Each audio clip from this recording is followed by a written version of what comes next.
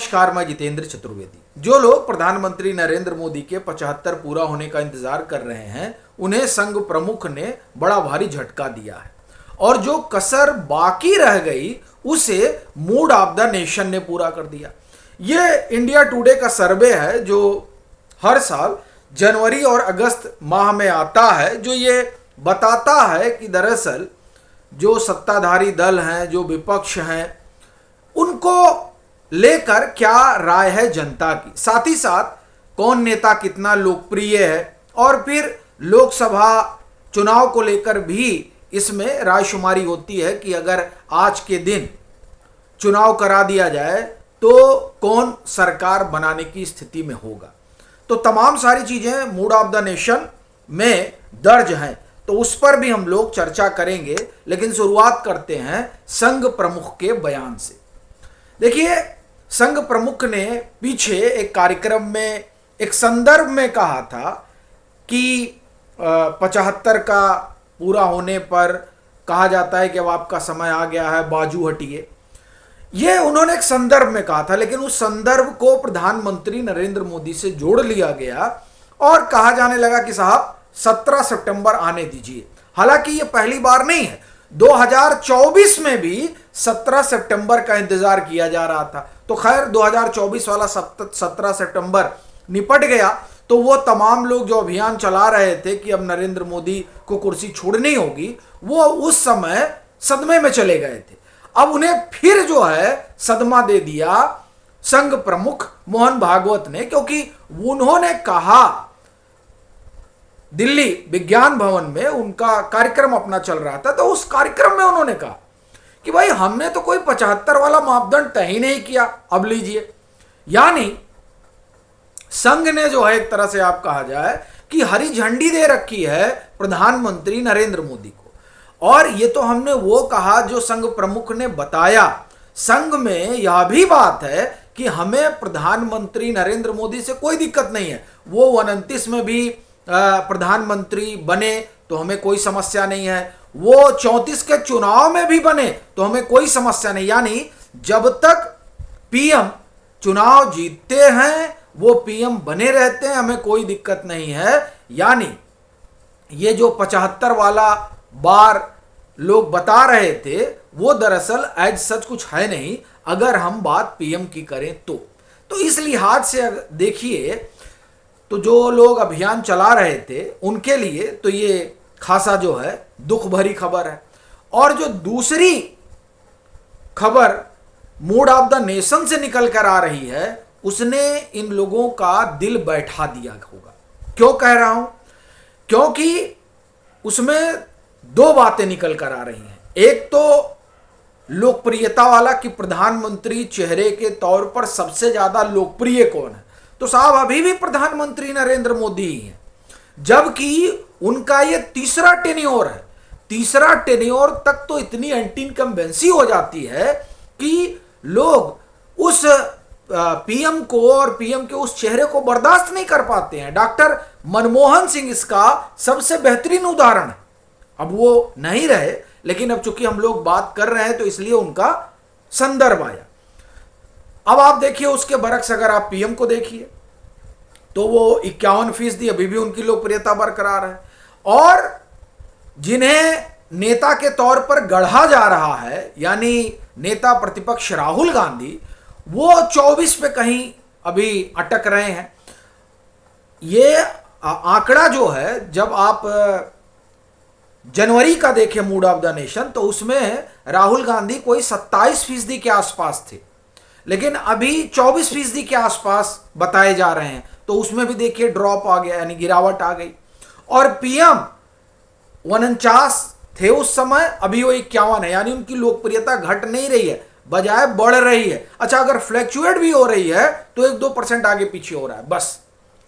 तो लोगों को ये उम्मीद थी, जो नरेंद्र मोदी को सत्ता से बेदखल करने की इच्छा पाले हुए बैठे हैं और जिनकी आंखों में नरेंद्र मोदी खटकते हैं, उनको आप एक तरह से कहें कि गहरी निराशा हाथ लगी है, क्योंकि लोकप्रियता कमी नहीं हो रही है। और वो भी तब जबकि वोट चोरी का आरोप लगाया जा रहा है। प्रधानमंत्री कहा जा रहा है कि वो ऐसे नहीं बने हैं, उन्होंने वोट चोरी कर ली। यानी इतना सब आरोप लगाने के बाद भी प्रधानमंत्री नरेंद्र मोदी पर से लोगों का भरोसा डिगा नहीं है। अलबत्ता वो राहुल गांधी के कहे को, कांग्रेस के अभियान को और उनके इकोसिस्टम के जरिए खड़े किए गए नैरेटिव को स्वीकार करने को तैयार नहीं है। यही वजह है कि पीएम अभी भी अपनी लोकप्रियता के, आप एक तरह से कहें कि सबसे ऊंचे पायदान पर खड़े हैं। तो यह तो मसला लोकप्रियता का हो गया। अब उसी में एक सवाल यह भी रहा कि साहब चौथी बार कौन, किसको आप चाहते हैं? तो साहब चौथी बार भी नरेंद्र मोदी ही चाहिए। यह एक बहुत बड़ी चीज है।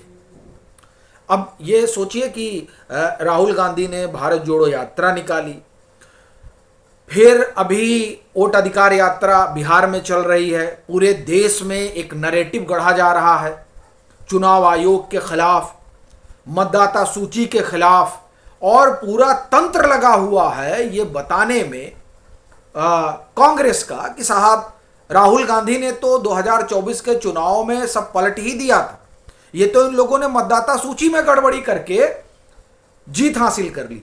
इतना सब प्रोपोगेंडा फैलाने के बाद भी, प्रोपोगेंडा इसलिए कह रहा हूं क्योंकि जब राहुल गांधी वोट चोरी का आरोप लगाते हैं और फिर बिहार में ये कहते हैं कि मैं हरियाणा का अब खुलासा करूंगा, तो हरियाणा के चुनाव में किस तरह से नतीजे आने के बाद किस तरह से कांग्रेस का स्टैंड बदला है, उसकी हमने पूरी व्याख्या भी पीछे वीडियो में की है, उसको आप देखिएगा कि किस तरह से हरियाणा के नतीजों में इन लोगों ने व्याख्या की थी और अब कह रहे हैं कि साहब मतदाता सूची में गड़बड़ी है।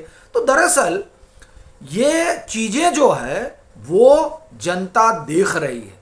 यही कारण है कि तमाम सारे अभियान के बाद भी उसका भरोसा नरेंद्र मोदी से डिगा नहीं है। अच्छा, यही क्यों? अभी आप देखिए विदेश नीति फेल हो गई, यह भी विमर्श गढ़ा गया। अब यह विमर्श गढ़ने के बाद भी चौथी बार जो भारत की आवाम है वो नरेंद्र मोदी को ही प्रधानमंत्री के तौर पर देखना चाह रही है। अच्छा, उससे भी बड़ी चीज देखिए, सीटें बढ़ जा रही हैं। 240 पे अटक गई थी भाजपा, गठबंधन 293 पे है, भाजपा ने 400 का नारा दिया था। अभी देखिए कि ये जो मूड ऑफ द नेशन आया है, इस मूड ऑफ द नेशन में कमाल की चीज निकल कर आई है सीटों के लिहाज से कि अगर आज चुनाव हो जाता है तो भाजपा को कितनी सीटें मिल रही हैं। तो ये मूड ऑफ द नेशन कह रहा है कि जो गठबंधन आज यानी अभी 293 पर है, उसके कहां पहुंचने की संभावना है? उसके पहुंचने की संभावना 324 पर है। मूड ऑफ द नेशन सर्वे के मुताबिक अगर आज देश में चुनाव हुए तो भाजपा के नेतृत्व वाले एनडीए को 324 सीटें मिलने का अनुमान है, जिसमें उसका वोट शेयर 46.7% हो सकता है। ठीक, वहीं अगर इंडिया ब्लॉक की बात करें तो वो 208 पे अटक रहे हैं, यानी 234 जो है इंडिया ब्लॉक के पास अभी सीटें हैं। लेकिन अगर अभी लोकसभा का चुनाव हो जाता है तो उसमें से भी सीटें कम होने जा रही हैं। ये स्थिति है इंडिया ब्लॉक की। और आप इसमें देखिए कि किस तरह का समर्थन जो है वो नरेंद्र मोदी के साथ खड़ा है। यानी वो लोकप्रियता में भी बहुत आगे हैं, राहुल गांधी बहुत पीछे हैं। और अगर आप चुनाव के लिहाज से देखें कि अगर आज लोकसभा का चुनाव करा लिया जाए तो उसमें भी चौथी बार नरेंद्र मोदी सरकार। तो ये स्थिति है साहब।